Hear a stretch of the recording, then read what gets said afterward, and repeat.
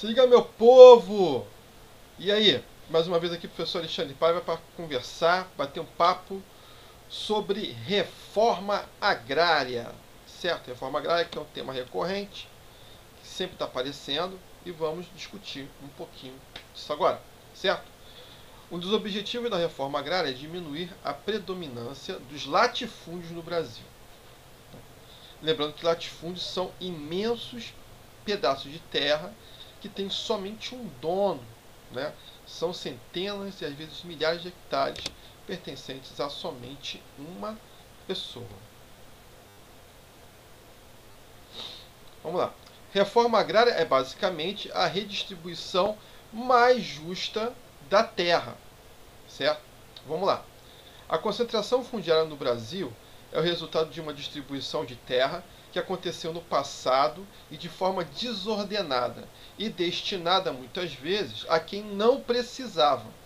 Sem contar os lotes de terra, sem contar que os lotes de terra eram gigantescos. Atualmente, grande parte das terras brasileiras se encontra nas mãos de uma minoria de famílias, o que promove o surgimento de uma enorme quantidade de trabalhadores desprovidos de terras para cultivar seu sustento e família.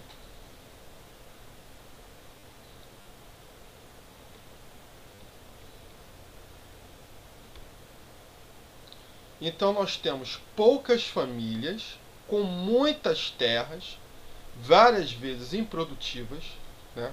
Terras que pertencem a pessoas que nela não produzem nada, e em contrapartida a gente tem uma enorme quantidade de trabalhadores rurais sem terra para cultivar e para sustentar sua família, seja uma agricultura de subsistência ou uma agricultura para a produção. Então a gente tem essa grande desigualdade no Brasil, por conta dessa concentração fundiária, né? Tem terras, né? Muitas terras destinadas a pouquíssimas famílias, enquanto a maioria das famílias que vivem do sustento que vem do sistema agrícola, essas famílias não têm acesso a essas terras, então passam por sérios problemas.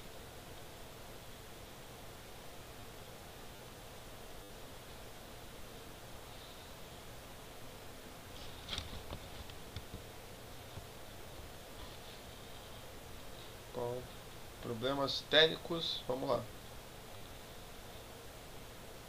A disparidade existente na estrutura fundiária brasileira gera insatisfação de várias classes da sociedade. Trabalhadores rurais, cientistas políticos, sociólogos, entidades religiosas, entre outros, que apoiam a implantação da reforma agrária. Ou seja, esse grupo de pessoas, trabalhadores rurais, cientistas políticos, sociólogos, entidades religiosas, ficam incomodadas com essa má distribuição, né? Essa diferença absurda. E esses grupos, entre outros, vocês são mais importantes, apoiam a reforma agrária. Esse pensamento está alicerçado, está baseado em dois pontos determinantes. O primeiro é o fator social e o segundo, o econômico. São dois fatores, social e fator econômico. O fator social está relacionado ao fato de que há milhares de famílias, que precisam de um pedaço de terra para cultivar seu alimento. E o que também, de certa forma, torna-se o seu emprego. Então esse é o fator social. Pessoas que não têm terra para plantar, para cultivar seu alimento, né? Para poder plantar e colher e ter o seu próprio sustento. Já o fator econômico refere-se aos objetivos ligados à produção de alimentos para o abastecimento interno, abastecimento do Brasil, forçando a diminuição de seus preços, o que recentemente foram inflacionados diante da crise mundial de alimentos, incluindo ainda que esses pequenos produtores podem se tornar exportadores para diversos países do mundo, o que contribuiria para a economia do país. Então a gente tem esse fator econômico. Se você tiver mais gente trabalhando, produzindo, né, produtos agrícolas, o preço desses produtos agrícolas tende a baixar no mercado interno. E ainda esses produtos agrícolas, esses pequenos produtores que teriam acesso a essa terra que não têm, poderiam também exportar esses produtos. O que é lógico, uma exportação maior acaba trazendo contribuições para a economia do país, porque quanto mais você exporta, mais impostos são arrecadados da exportação dos produtos, certo? Então a gente tem essas questões, o fator social e o fator econômico com relação à reforma agrária. A disparidade existente na estrutura fundiária brasileira gera a insatisfação, e isso aí já foi, desculpa. Na tentativa de solucionar os fatores citados anteriormente, a nova Constituição Federal de 1988 trouxe consigo um artigo que determina a aplicação da reforma agrária em propriedades rurais que se encontram na categoria de improdutivas. Então, se a terra é improdutiva, existe um dispositivo na Constituição de 1988, na lei máxima do país, na Carta Magna brasileira, que determina que, se tiver uma propriedade rural que seja improdutiva, essa pode sofrer reforma agrária. No entanto, o artigo deixou falhas por não expressar especificamente o que caracteriza uma propriedade produtiva. O desprovimento de informações, ou seja, não ter informações suficientes, o desprovimento de informações específicas quanto a esse tipo de propriedade gerou a ascensão dos problemas relacionados à luta pela terra, surgindo inclusive confrontos armados que deixaram mortos e feridos, como o massacre de Eldorado dos Carajás, lá no Pará. Então, existe esse dispositivo legal onde a terra improdutiva pode ser desapropriada e dada a quem quer produzir. A reforma agrária pode ser feita nessa terra improdutiva. Só que, na lei, não existe uma especificação do que seja terra improdutiva. Então, há esse problema, né? E por um lado, você tem um proprietário que não quer entregar as suas terras por serem produtivas, por exemplo. Acontece muito. Milhares de hectares pertencem a uma família, pertencem a uma pessoa.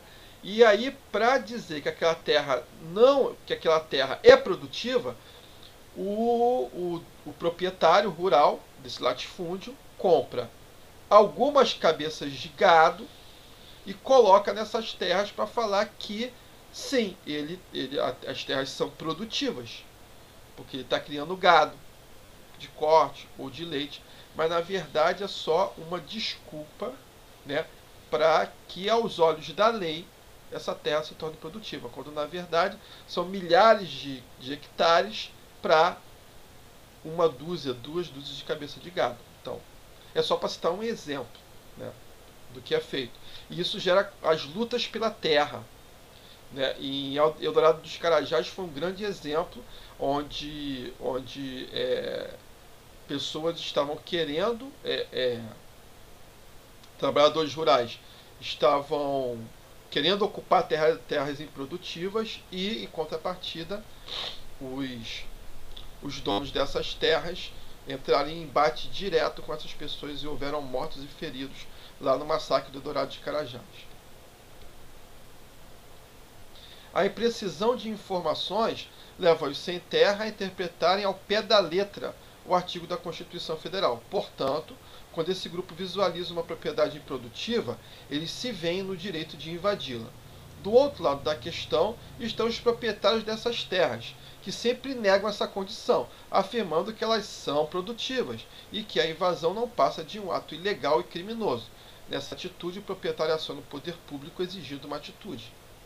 Então, se por um lado o dono fala que a terra é produtiva porque ele cria duas cabeças de gado, por outro lado, os trabalhadores rurais percebem que aquela terra é improdutiva e invadem amparados pela lei. Então há esse impasse, porque a lei não é clara do que é terra produtiva e do que é terra improdutiva.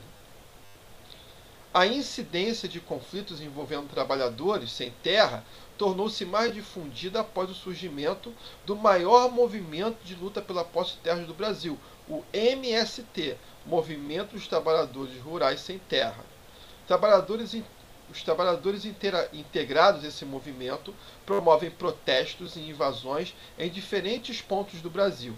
Algumas atitudes ofensivas por parte do grupo fazem com que o movimento não ganhe a opinião pública nacional, que seria um ponto positivo para a consolidação da aplicação da reforma agrária no Brasil.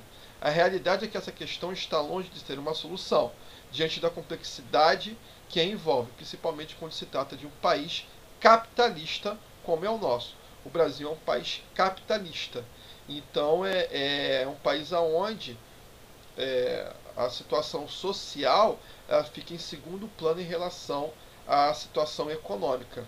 Então existe esse grande problema que é a reforma agrária, que inacreditavelmente um país rural, como o Brasil ainda é, um grande produtor de produtos agrícolas, é uma questão que ainda carece de debate. Carece de debate para se chegar a uma conclusão. Então há esse embate entre o MST e os proprietários de terra. Inconclusivo até agora.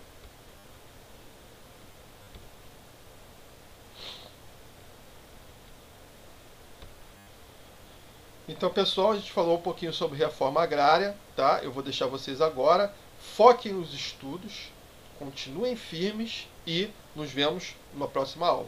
Fui!